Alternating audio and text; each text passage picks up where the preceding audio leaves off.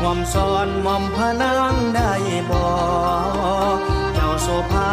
ปันองค์ยิ้มแต่งพอพระไทยได้ลำแงงจังนั้นมาผ่านพอทำไม่ไหลพิษสมัยโสภาอยากขอสลงมาลุมพระนาภาคไทยไอที่เป็นผู้มีบุญทรงธรรมจังได้เห็นคนงามเล่นน้ำเมืองใหญ่ไอบ่มีเนี่ยบ่ดีของไผพยันตาลายบ่ให้กลายคำ